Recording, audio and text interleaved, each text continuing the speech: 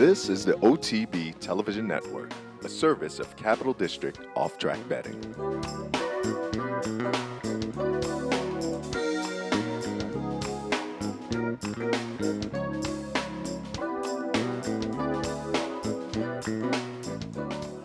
Good morning, ladies and gentlemen. Welcome to the Handicappers Report alongside Seth Merrill. I am Anthony Mormino as the Arctic freeze seems to be over a little bit as we work our way the correct direction after a very, very nice weekend of stakes action, whether at Tampa Bay on Saturday afternoon as Graham Motion goes to the front end on ring weekend under Daniel Santino and makes chop liver of the Tampa Bay Derby and basically secure themselves a spot in the Kentucky Derby if they'd like. In Southern California, California Chrome did the same thing in blistering, I think the second fastest San Felipe ever. California Chrome went to the front, never looked back. And then after that, Game On Dude did just about the same thing as the third choice in the wagering, as Andy Serling couldn't blurt out fast enough as they were loading. Maybe one of the great overlays ever, and I concur, especially on that racetrack. And I've said this, Seth, for a long, long time. I'm talking years. Bob Baffert will never get his just due on the training job he's done with Game On Dude. People, I don't think, remember how mediocre to less than mediocre in a very poor three-year-old crop Game On Dude was 4 years ago. And now it's turned into have really one of the, next to your man, Lava Man, one of the true scintillating Southern California records that just won't get their just desserts until they can put one more piece in. Well, like Watchmaker said in his weekend recap column, though, this race helped juice up the resume to make people notice a little bit, because he said this was the race where he beat legitimate competition. Oh, okay. As compared to, that was the knock. He was out there and who was behind him, but this time Will Take Charge, Mucho Macho Man, legitimate. Mucho Macho Man having done so well on that track before, certainly last year in the prep for the Breeders' Cup and the Breeders' Cup. And so this was a race on the resume where he actually did put some horses behind him, and convincingly behind him. That was a tour de force there on Saturday, no question about it. And yeah, you mentioned the big efforts. California Chrome earlier on the three-year-old division out in Southern California. We had Steve Haskin on with us yesterday. And of course, he's an astute watcher of the Derby Trail, puts together his Derby dozen every week. And he had California Chrome at number 8 last week. I said, where are you going to put him this week? He said, you know what? I'm looking at number 1 for him. Well, top billing, because Steve Haskin's the top billing guy. Top billing out. But he was very impressed and went through some of the pedigree as well. So we got that in just under the Handicappers Report on Saturday. Mike Welch, about 4 minutes before we got off the air, had the awful news about top billing, and Steve Haskin and myself had top billing at the top of the ladder. Very, very interesting. Now, the question I have for you is, did you see the 30-minute production that was the big cap? I did. Not too good, I thought. I didn't have any complaints. A couple of things. I knew they'd be rushed for it, and they wouldn't do the race justice. And did you see the end? Well, you can hear that Baffert was like, I know. You can hear the mic still be like, I know you have to get out, but it was awful. And I knew it would be. What did I say to you? They're going to have to come on with the race. For a horse that just won the big cap for the third time, is a known commodity. He got treated like, why bother?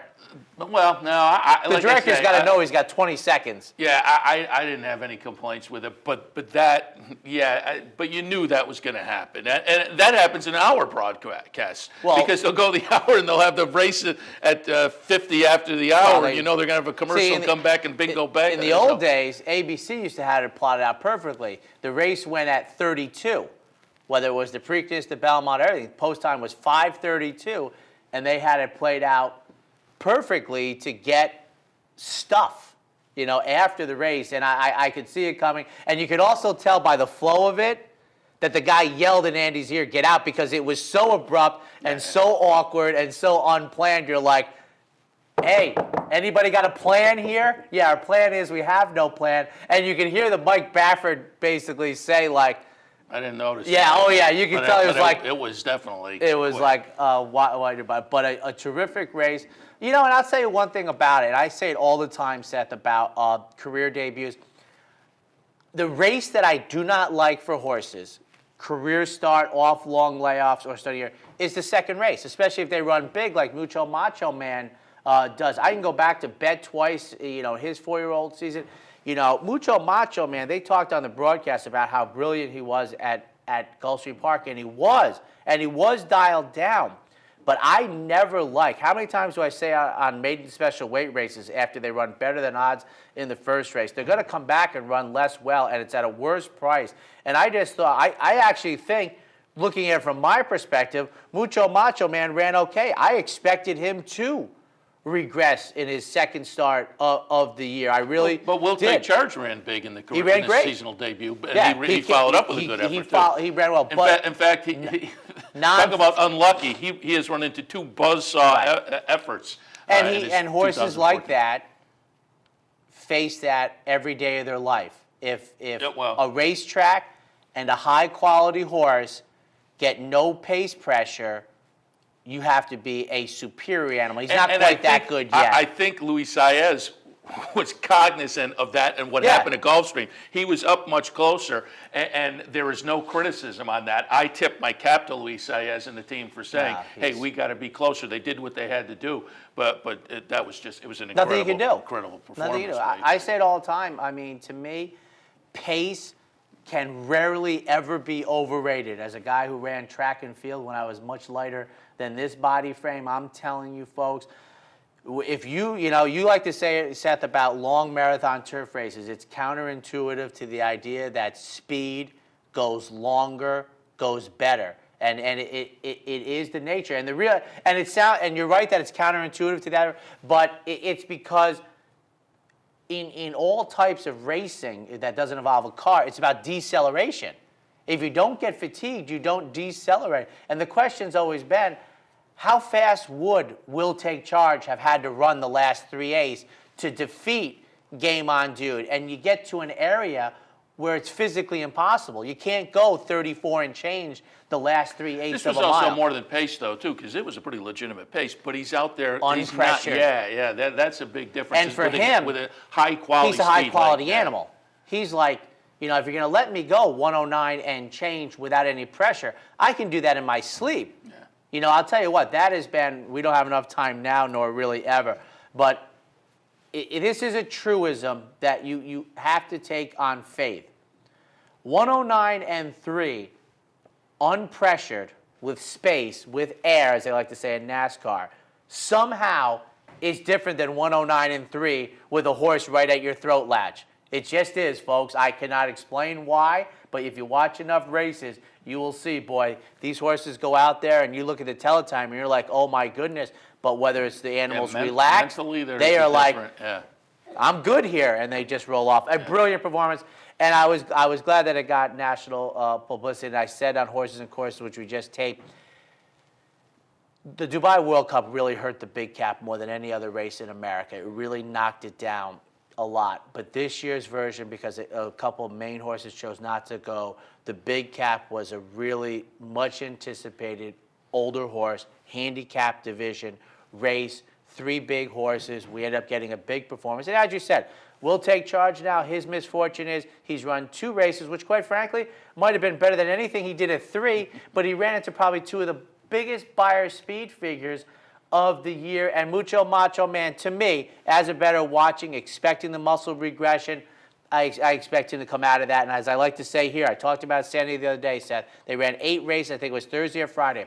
4 horses were winning the third, 4 of the 8, 50% of the card were won by horses, in this case, making the 3rd start of their career, which is one of my favorite races to look at. And also today we have Parks, I'm told. Mr. Seth did Parks. Oh, by the way, you got anything else for the weekend? Well, no, I'll just reiterate that. It's set up to be a big race. It wound up to be a big race. I mean, in the far turn, you had the 3 horses They were there. duking out, and then 2 of them came down. And it was, again, it was a tour de force by Game On Dude. I'll go back to one more race, Ring Weekend at Tampa Bay. I found this interesting, the follow-up. Grand Motion. They're looking at the Calder Derby as potentially, Calder Derby or the Bluegrass. As the bridge? Calder Derby is not a points race, but they got 50 He doesn't in the need bank. it. So, He's good.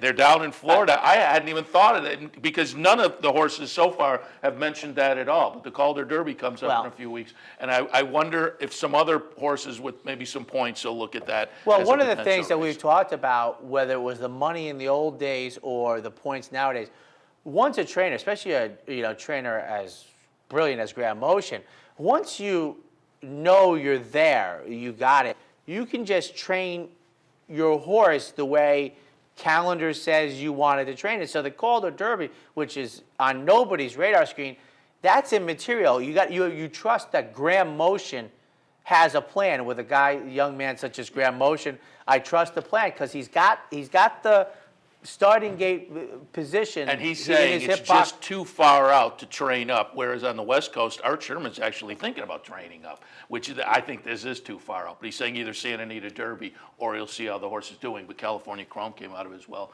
also. And just quickly before we go on. Which, by the way, just to do the math, it's 8 weeks, right? From the San Felipe I was going to say 7, but it could be 7 or 8, okay. Yeah. But one more 3-year-old performance, and I'll talk a little bit about it on Racing Across America later and give you a look at the race. Oh, not so much for us. We get crumbs. I'm teasing. I'm leading in. It's a whole but it's TV programming. But Kid Krug's at Laurel. Wow. Talk about 25 lengths back on the backstretch, and he goes by him in the stretch like they have anchors on. An incredible performance. Linda Rice shipped. And Ring Weekend, the winner for... the private term stakes. Yeah, the private term, Laurel. Yeah. Ring Weekend, the...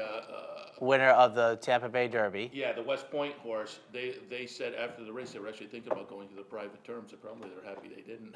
Oh, no, yeah. After the fact, you're pretty good. So a very, very good weekend of racing, and obviously everybody that accused me of having the left coast bias, it did my heart good to see the big cap, that older horses in the midst of the Triple Crown Trail would really be front and center. I said it going before it.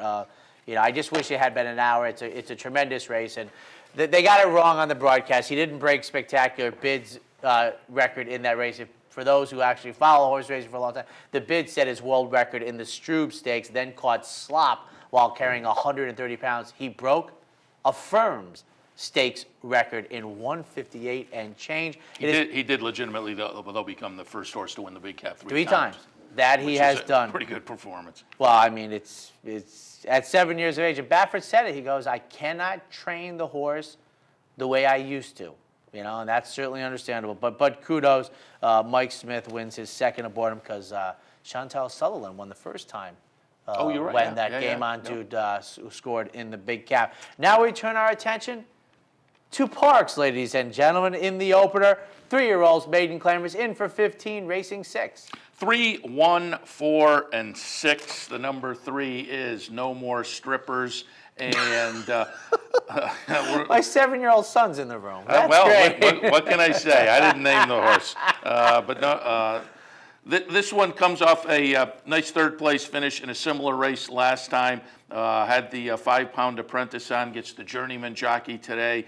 I think numbers-wise, this horse just, particularly off the last 3, the numbers moving in the right direction, and the last one, the number just has a little bit of an edge on this bunch. So it's a horse that seems to be not only in some good form, but maybe improving form. We'll put the number 3, No More Strippers, on top. Number 1, Hunting Diamonds in the second spot.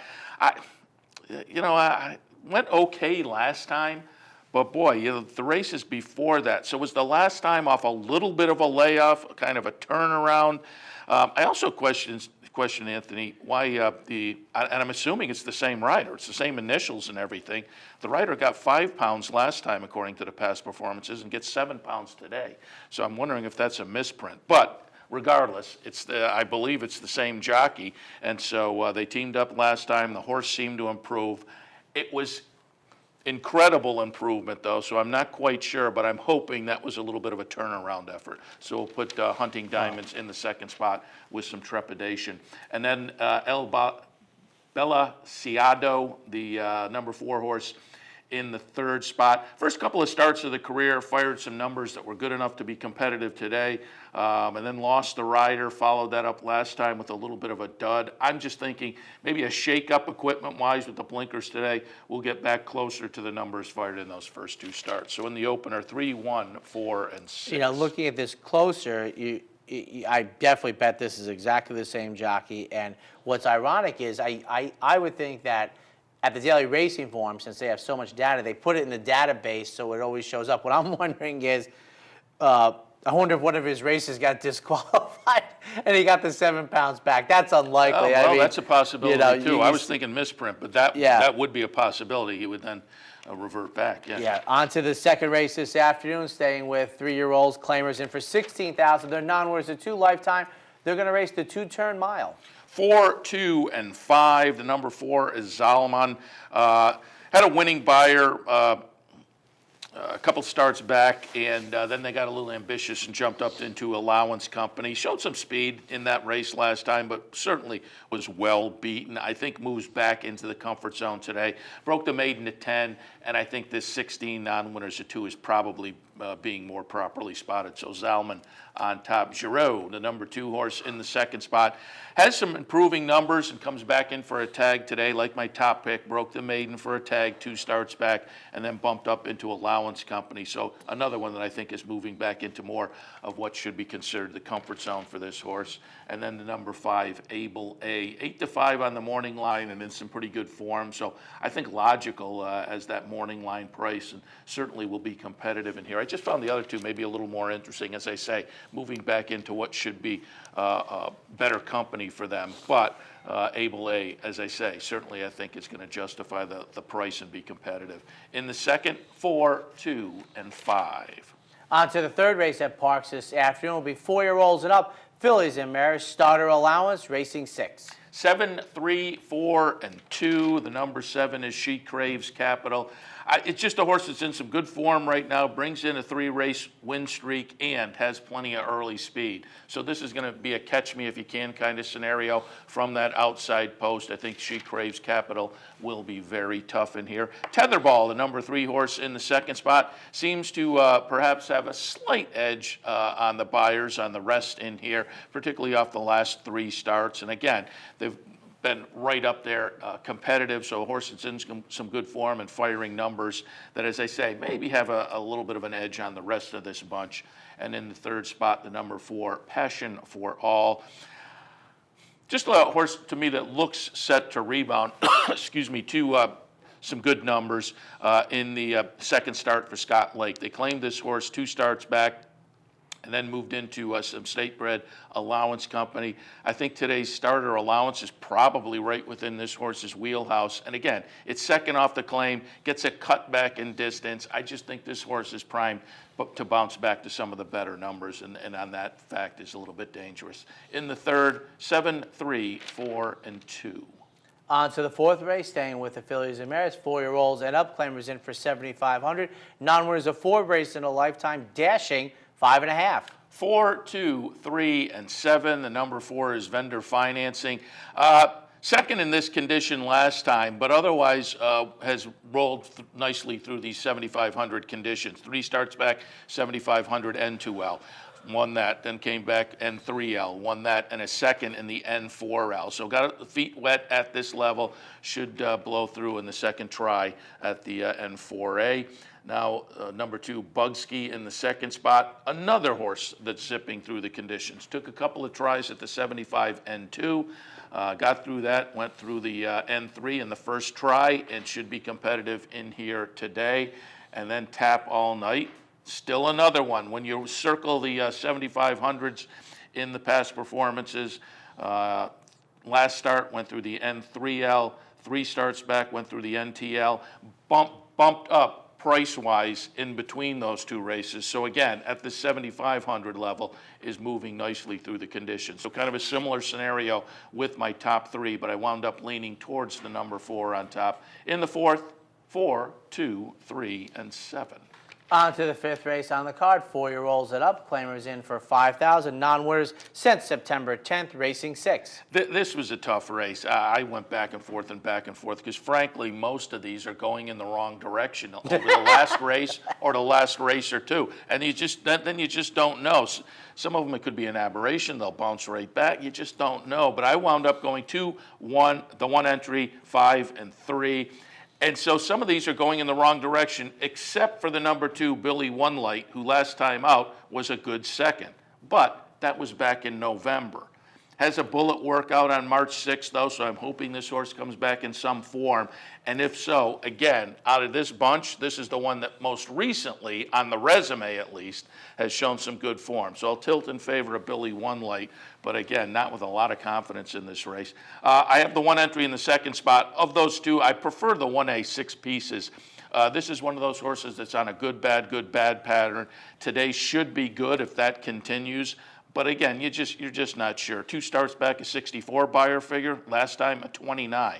But if we're looking at the pattern, let's go back 4 starts. 52 buyer figure, 24, 64, 29. So I'm hoping maybe that is a little bit of a pattern. I'm not a big believer in that, but sometimes you look at the past performances of horses, and a one like this, where you can go back 4 races and it's going that pattern, sometimes you just have to go with the flow. So I'll throw 6 pieces in. If that one scratches and the plain one runs, the plain one I think should be competitive as well, but I prefer the 1A. Third spot, the number 5, High on Candy. Getting some class relief today. And again, the last 2 starts, just not much. I mean, well beaten in both of those. The buyer figures weren't much, but you go back 3, 4, 5 starts, certainly is capable if we can get back to those. And maybe with the class relief, we'll get a little bit more of what we saw prior, to the last couple efforts. That's what I'm hoping anyway. But again, I would tread lightly in this 5th race. I think any one of these can just kind of jump up and regain some prior good form, but it's hard to know who it's going to be. But I went 2, the 1 entry, 5, and 3. We're going to take a quick break. When we come back, second half of today's action from Parks.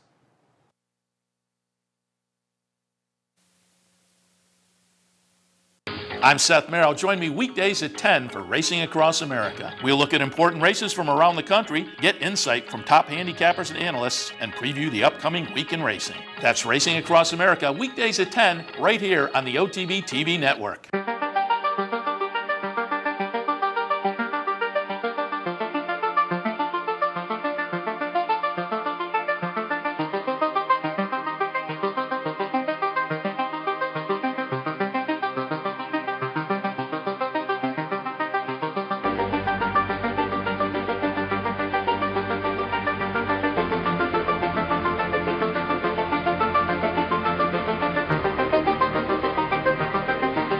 Here in upstate New York, no one provides bettors with more wagering options than Capital OTB. Our network of branch and easy bet locations stretches from the mid-Hudson Valley all the way to the Canadian border and west to central New York. So whether you need to place a bet, fund your Capital Bets account, or watch the next big race, all the action is just around the corner. A full list of our branch and easy bet locations can be found online at capitalotb.com. Capital OTB, the better and most convenient choice for wagering in upstate New York. I got it. Watch me. I got it. Hey! I got something that makes me want to shout. I got something that tells me what it's all about. I got a move that tells me what to do. If you don't, brothers and sisters, then you won't know what it's all about. Hey race fans, head down to the all-new Clubhouse Racebook. With live horse racing on more than 250 flat-screen TVs, state-of-the-art wagering terminals, and amazing Vegas-style atmosphere. The Clubhouse Racebook, 711 Central Avenue, Albany. Welcome back, ladies and gentlemen, to the Handicappers Report. Alongside Seth Merrill, I am Matthew Mormino. We're taking a look at Parks. We're up to race number 6 this afternoon. 4-year-olds and up, starter allowance, racing 7. 4, 2, 5, and 1.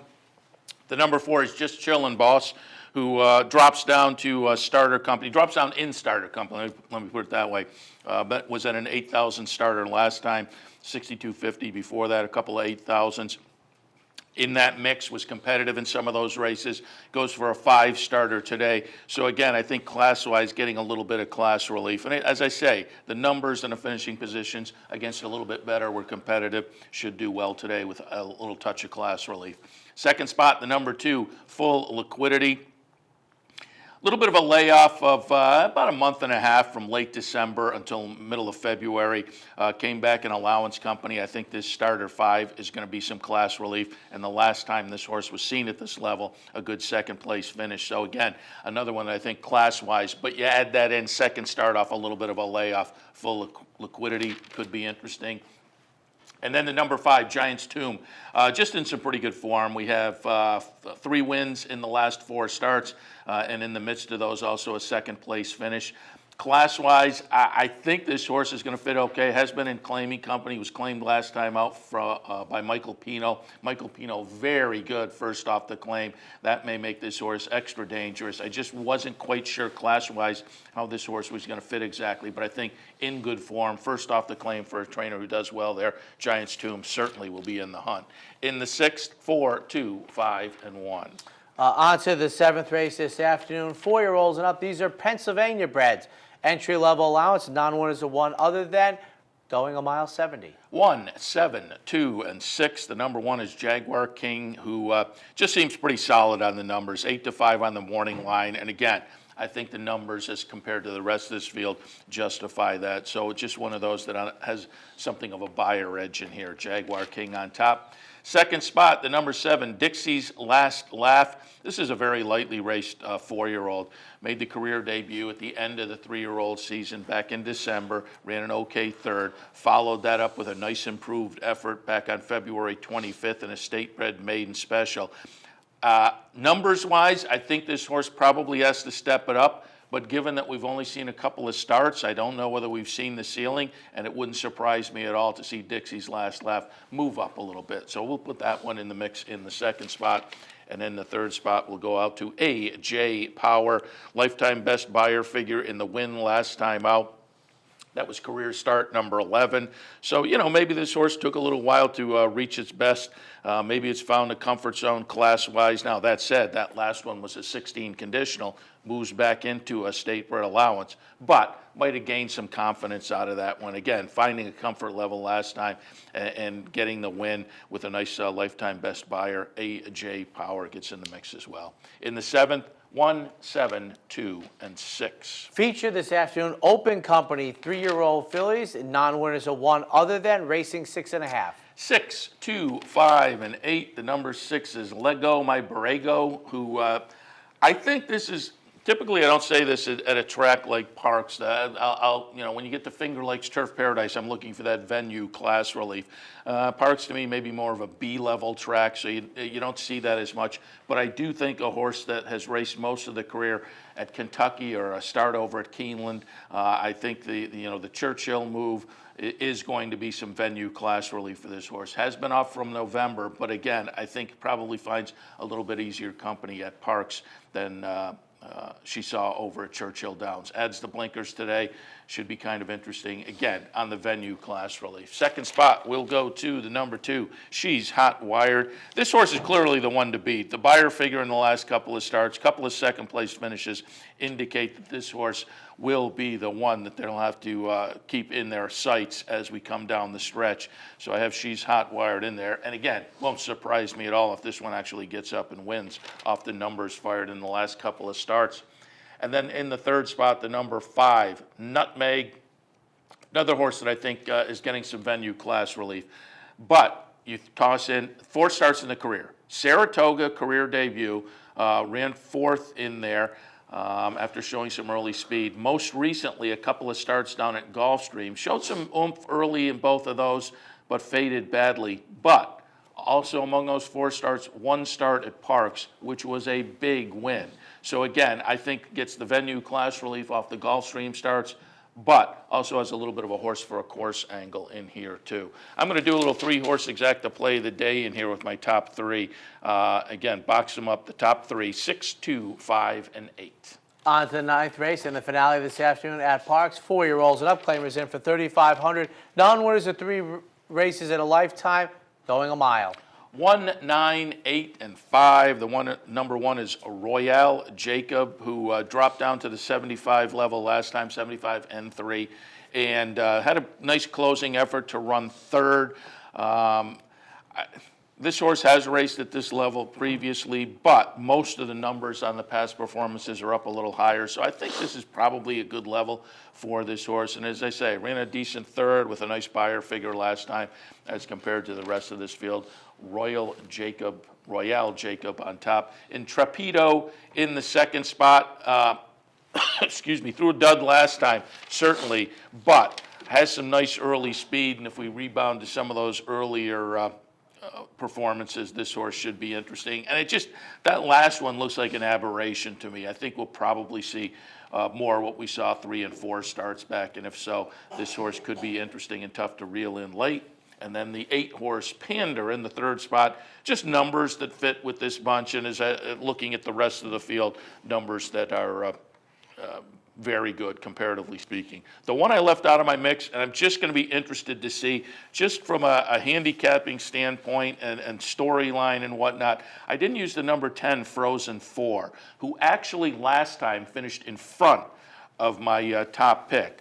But it was a wild aberration. 2 starts back, ran a 33 Beyer, last time a 75, and then you look over, went off at 53 to 1. Can this horse throw in 2 like that? I don't know. Maybe. We'll see. But it just, to me, that just looked like a fluky performance. So I'm taking a complete shot against Frozen 4. But as I say, I'll just be interested to see what that one does and whether I'm proven right or not. In the 9th, 1, 9, 8, and 5. That wraps up our look at Parks. We'll take a quick break. When we come back, it's Monday. It must be the Big A. This is Steve Beck. Join me Tuesday through Saturday here on OTB TV for At the Races, my Sirius XM daily news magazine of the thoroughbred industry. Handicapping, interviews, analysis, everything you could want. 6 a.m. OTB TV. Hey, race fans, head down to the all-new Clubhouse Racebook and get in the game. With live horse racing on more than 250 flat-screen TVs, state-of-the-art wagering terminals, fantastic food and drinks, an amazing Vegas-style atmosphere with seating for nearly 900 of your closest friends. Conveniently located at 711 Central Avenue, right off Exit 5 of I-90 in Albany, the Clubhouse Racebook is the better choice. Each morning on the OTB TV network, you get the very best in horse racing programming. Weekdays begin with the Handicappers Report, where professional handicappers share their selections and analysis of the day's racing. Followed by Racing Across America, a daily conversation with racing personalities from around the country. Saturdays include Down the Stretch, where Mark Casano speaks with the biggest names in racing. And Sunday mornings, it's Loose on the Lead, where Steve Bick and I offer news and a unique lineup of weekly guests. All here on the OTB TV network. Wagering at CapitalOTBBet.com is as easy as 1, 2, 3. 1. Capital Bet TV, the fastest and easiest online wagering experience where you can monitor 5 different tracks simultaneously. 2. Capital Bet Express. Its straightforward program layout and interactive handicapping information lets you build your wager quickly and efficiently. And 3. Capital Bet Pro, designed especially for the professional horse player. CapitalOTBBet.com. Log on today. Missed one of our TV shows? No worries. Now you can catch all your favorite programs online. Simply log on to CapitalOTB.com and click on the YouTube link at the bottom of the homepage. And look for our new podcast coming soon. CapitalOTB.com. Log on today. Welcome back to the Handicappers Report on this Monday morning. Seth Merrill and Anthony Mormino. I just took a look at Parks. We will now shift our attention to Aqueduct for this Monday afternoon. Their opener today, a starter allowance at the $40,000 level, 3-year-olds, and they'll be going 6 furlongs. Intriguing opener for me. I think there might be a short price horse in here, especially based on how Rudy Rodriguez is going of late. But 6-1-5, my top pick is number 6. Pace makes the race, and we alluded to that earlier. It is a tenet of mine in handicapping races, and coming off of the 6th career start, which was the maiden claiming victory, winning by double-digit odds. That was back in January. Taylor Rice was aboard for the first time for Mike Michelli, who has 3 listed victories on the docket on the daily racing form, and 2 of them came at the expense of odds-on running horse. And as you can see, Taylor Rice has certainly kept the ball rolling. The first third of the year in New York is one of the top 2, I think, even though Heidi Rose is picking up the pace out at Hawthorne. I think Taylor Rice and Drayden Van Dyke out in Southern California are the top 2 right now in the clubhouse. We draw the outside. We take on winners. Trevor McCarthy? No, I didn't say Trevor McCarthy. I thought you said top 2 apprentices? Top 3 they are. Yeah. Trevor McCarthy, who just does double duty in New York, and I think we have him a couple times. Yeah, he's today. over there today. Yeah. You know, he likes the Monday. He likes the NYRA news schedule. Very, very nice. But number 6, Pace makes the race, and an upset in the opener for, I think, very live connections. For a second, the other side of the starting gate, number 1, Forge. Randy Prasad claimed this horse from Todd Pletcher for $16,000. Sends him out the first time in the 5th career start, taking on winners for the first time after beating State Breds at 1-2. And for third, Rudy Rodriguez and the 5 with Manny Franco, who had multiple wins yesterday. 6-1-5 in the Monday opener. Second race is a maiden claimer, $40,000 tags. These are 3-year-olds again, 6 furlongs the trip. 7, 2, and 6. I didn't have much of an opinion here, similarly as I had on Saturday. We hit the ball out of the park. I have multiple runners, first time in for a tag, but I'm going to go with a first-time starter. And I know this will sound funny because Michelle Nevert is now the trainer, but the operation, JMS Stables, you remember those silks, the familiar lime ones with the blue, the seagulls, many years ago, Brian Mayberry, then Richard Dutrow Jr., they had their horses ready to go at first asking. Now, I don't think it was only the training. I think that was the idea, the types of horses they purchased. Obviously, the operation is much smaller now, but number 7, Love's Dreams, Michelle Nevin, Larry Mahias, who I think he had 2 winners yesterday afternoon as a 7-pound bug boy. Boy, you don't see that very often in New York, but I'll take number 7, Love's Dreams, the first-time starter, my top pick in the second. For a second, drawing the rail, number 2, at 8-5, making the 5th career start, an offspring of Maimonides, ran second. Best career start when running for $40,000, the cheapest level most recently. And for third, number 6, Nicholson. Leah Giramati sends out this runner for the 3rd career start. First time in for a tag. Taylor Rice in the saddle, 7-6. In the 3rd race at Aqueduct this afternoon, we have a conditional claimer claiming tags $12,500. The condition non-winners of 3 lifetime. Fillies and Mayors, 4-year-olds and up, they'll go 1.70 miles. 2-5-3 will be my selections in here as Carlos Martin sends out the 2 with Jose Ortiz back in the saddle. Tough luck 3rd place finish, most recently finishing a length and a quarter out for all the money. We go 2 turns once again. We draw an inward type post position. Should get a little bit better ground saving trip. We'll see if we get the chance to get out and get a place to run, but that's Jose Ortiz's job here, and we like our chances with the young man. For second, number 5, Ivanova, which was Miss Davis's first career victory at 9-1 on Feb 21, scoring by a length, returning $20 for Ed Barker and others. For third, number 3. 3 races back under Larry Mahias, scored the victory in a 2L. Tried Open 20 most recently. I'm going to toss that out. This horse, I think, figures to be very, very good fit in here. 2-5-3 in the 3rd. Race 4 is a state-bred maiden special weight event. These are Fillies and Mayors, 3-year-olds and up. They'll go 1.16 miles. And one of my favorite races on the card this afternoon, 5-1-6, and favorite races of the afternoon led by a double-digit morning line odds for our runners sent out from Jimmy Ryerson, or James Ryerson, with Rosario Montañez back in the saddle. 2nd career start racing the 1-turn mile at Belmont Park. Raced very well to finish 3rd. Couple inner dirt track races, not so good, but we've already seen some talent in the 2nd start.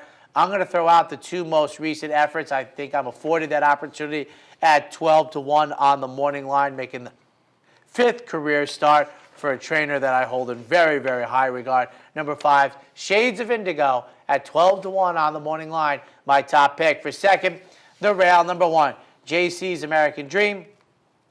Billy Turner sends out this runner with Cornelio Velasquez back aboard. Cornelio was aboard the 2 best finishes to date, a 3rd and most recently a placing racing a mile.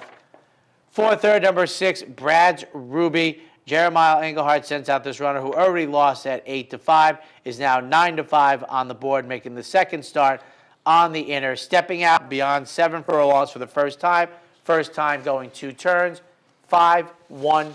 5th at Aqueduct this afternoon, a claimer at the $16,000 level. Fillies and Mares 4-year-olds and up, going 6 furlongs. You know, my selections are 6-3-1. I just want to throw a little data out of here, but how the data to me incorporates a bigger idea. We talked about Taylor Rice when she got started. Obviously, her aunt Linda Rice helped her out. She had a good couple of days. I think she had a 3-bagger. And as I said for the jockeys, you take Dylan Davis, her brother down Dylan Davis down in Florida.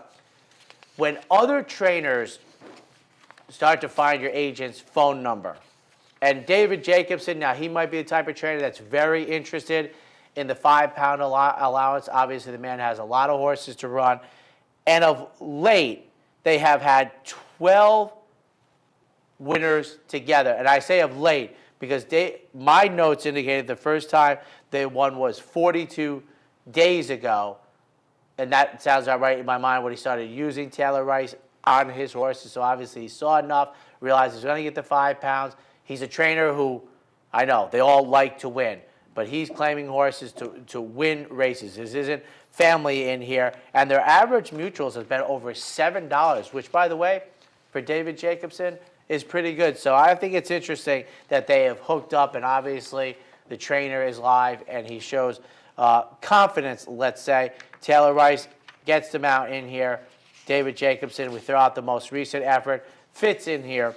For a second, number 3, CC's Pride.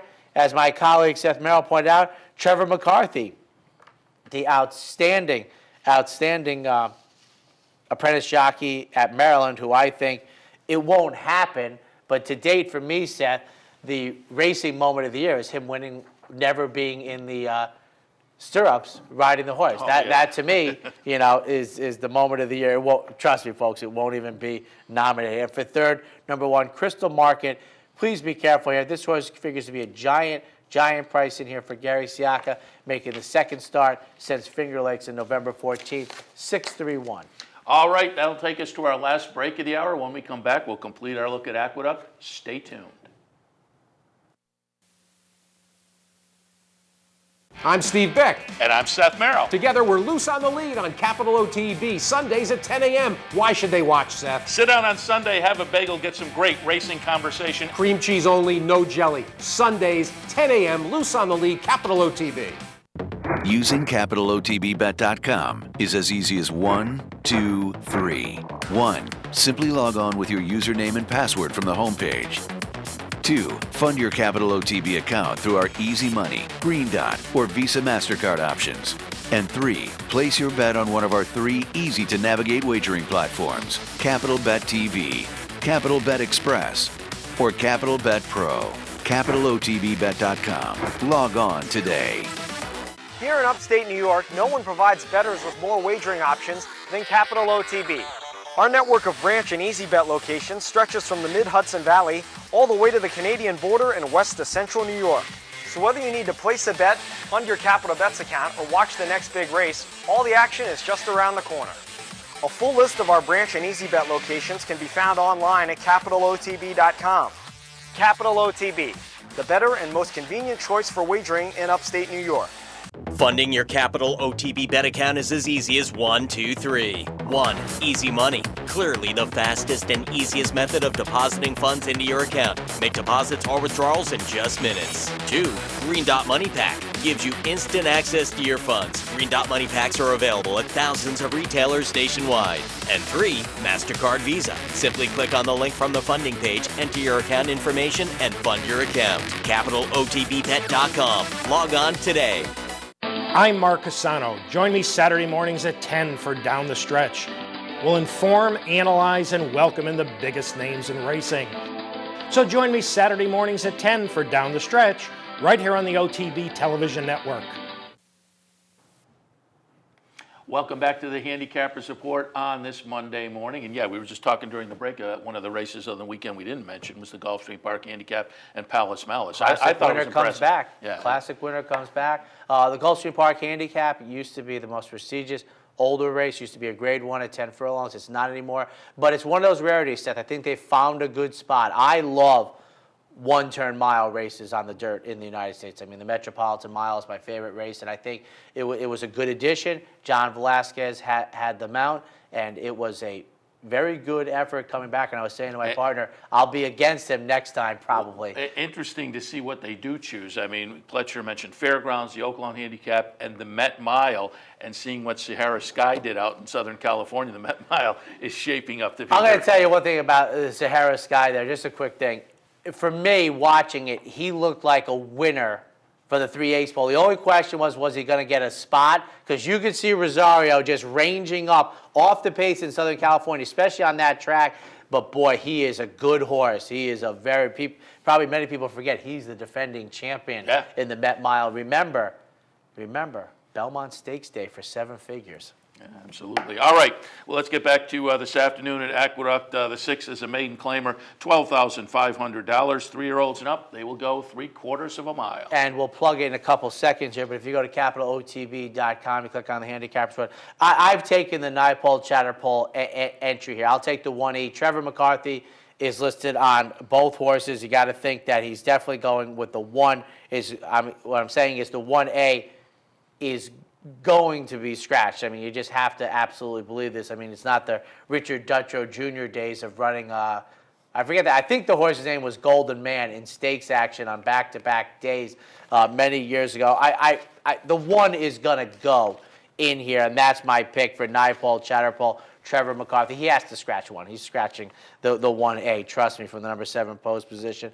Trevor McCarthy has the mount, and he's been coming into New York and doing all right. I mean, half of his horses, have run in the trifecta, ladies and gentlemen. For second, number 5, Moonlight Encounter. Last 2 efforts on the inner dirt track sprinting have been nice efforts. 2 back, finished second at 9-5, and the effort finishing off the board at 4th might not be as good. For third, Ronto's Code, 6-5 on the morning line. They take the blinkers off the 1 entry, which in this case will be the 1-5-7. 7th race today is a state-bred claiming event, $20,000 tags. Again, these are New York-bred 4-year-olds and up. They will go 1 mile.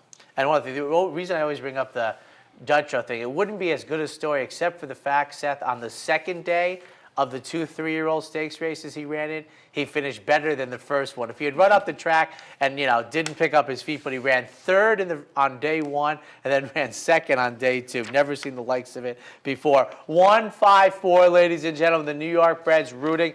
South Beach Sandy draws the rail in here. 2 very attractive names for bettors on Naira. Randy Prasad, the trainer, and Larry Mejias. I talk about it all the time. Athletes, whether they're the horse or the jockey. You just get in a little bit of a zone. You draw the rail. I think that helps going 2 turns. You're a sprinter who gets to root this afternoon. I like that at 10-1 on the morning line. So, number 1, South Beach Sandy gets my top pick. For second, number 5, Artie Loves to Party, coming back after a 4-day layoff, scored the victory. And Rudy Rodriguez, who is from the Richard Dutrow Jr. School of Thought, I think will wheel right back this runner. And for third, number 4, Precious Metal. 2 races back, scored the victory, was claimed for $20,000, came back at a New York bred optional 30, non-winners at 2, was in for the 30, so dropping down 10,000. 1-5-4. The best I remember was, and I know about 30 years ago, Oscar Barrera won 3 times in 8 days. That was my favorite move ever. 3 times in 8 days, baby. 8th race at Aqueduct this afternoon, and allowance non-winners are one other than 4-year-olds and up. They'll go 1 mile and an eighth. 2-4-5, ladies and gentlemen, in the feature of the day. And Kieran McLaughlin sends out the Shadwell runner for the 4-year-old debut. First time versus winners. First start since the middle of May. Lasix, get for the first time today. Broke the maiden with the addition of blinkers. And I've said this before, and Seth, I have to tell you, it is rampant now. Trainers across the 7 jurisdictions that I'm trying to watch very closely. It maybe hasn't happened at Hawthorne yet because most of Hawthorne's winners are coming off of about a 60-day rest, which is the Illinois rest.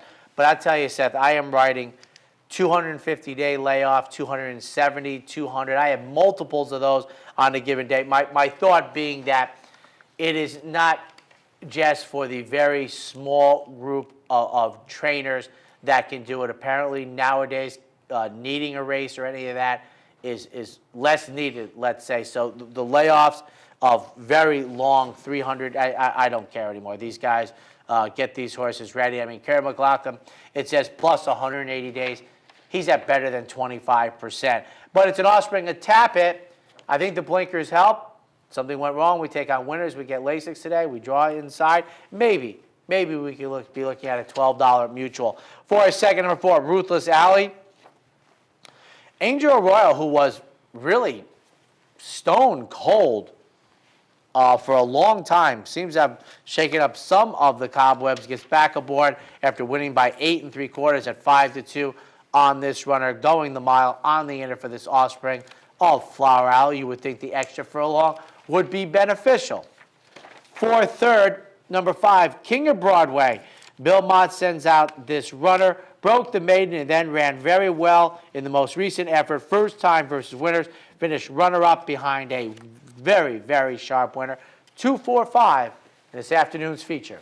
Finale today, going off scheduled at 5:12 this evening, is the 9th at Aqueduct. A claimer, 12-5 the tags, 4-year-olds and up the age, 6 furlongs the trip. 7-9-2, ladies and gentlemen, this afternoon's finale as we are into daylight saving time. Bear Spirit, White Wabbit Racing, Audrey Marat with Trevor McCarthy, another, I think, live horse this afternoon from the young man from Pimlico. Raced very, very well before being disqualified most recently and placed 5th.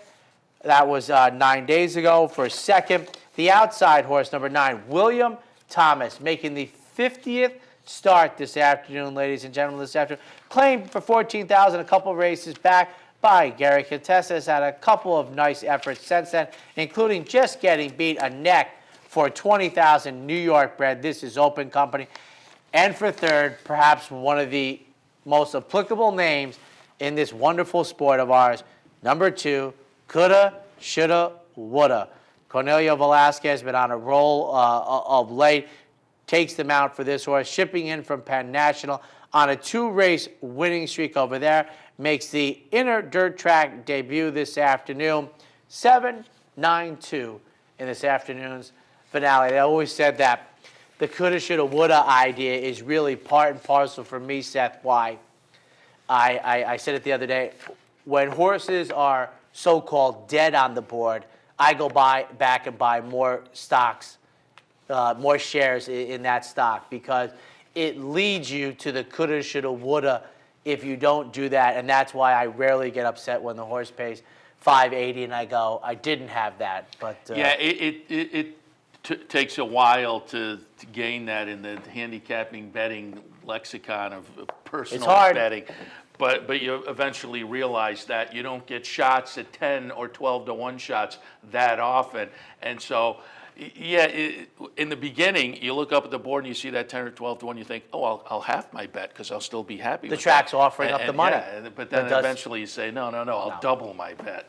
If I say it, once you get past, that's why I like to say to our audience, I bet I haven't said it in 6 months, Seth, unless you have a very, very high, not constitution, but discipline, is now with these 72-hour rules, when you don't get the official post position numbers and the morning line, handicap the card. And then I like to consider it like Christmas, and then go back the next day when they put it up. And folks, if your horse comes up at 20-1, you're supposed to be more energized by your handicapping. This afternoon, you can take that energy. On the network this afternoon, we'll have Parks at 12:25, followed by Beulah, and the Big A, 1:20. Sam Houston, Turf Paradise, Mountaineer, Pompano, Yonkers. Boy, Yonkers run a lot of races today, Seth. They're going to be running concurrently. They must have built a new racetrack with all that money down there. Woodbine Harness, then Australia A and Australia B. If you missed any of Seth's selections for Parks or mine for the Big A, please go to capitalotb.com. Click on the Handicappers Report. You'll have all of our selections. And then go to capitalotbbet.com. Set up a Capital Bets account, ladies and gentlemen. The simplest way to play this outstanding game. You get live streaming video, race replays. Take you probably 10, 15 minutes to figure out your way around the betting menu. And as I said, state-of-the-art for your enjoyment. Up next will be Racing Across America, kicking off the week. Seth, who do you have? We're going to kick things off with Frank Vespi, the RacingBiz.com. He was down at Laurel on Saturday, and as promised, we will watch that. Really an incredible performance by Kid Cruz in the private terms.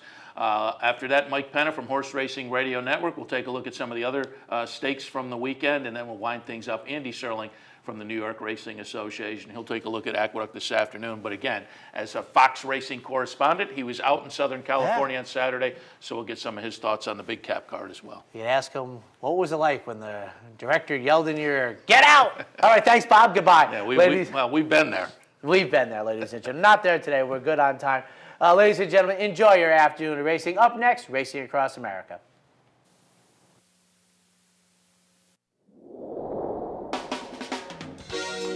You're watching OTB TV, a service of Capital Off Track Betting.